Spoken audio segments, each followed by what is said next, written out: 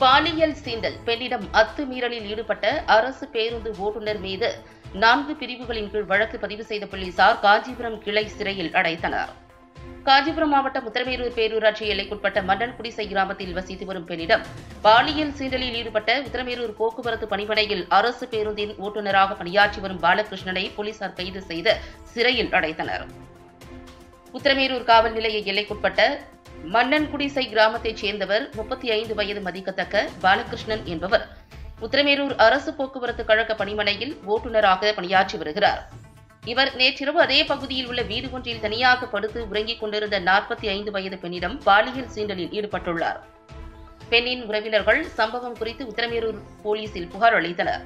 புகாரின் பேரில் விசாரணை மேற்கொண்ட உத்தரமேரூர் உதவி ஆய்வாளர் ரவி தலைமையிலான போலீசார் இச்சம்பவம் குறித்து பாலியல் அத்துமீறல் உள்ளிட்ட 4 பிரிவுகளின் கீழ் வழக்கு பதிவு செய்து பாலகிருஷ்ணனை குற்றவியல் நீதிமன்றத்தில் ஆஜர்படுத்தி காஞ்சிபுரம் கிளை சிறையில் அடைத்தனர்.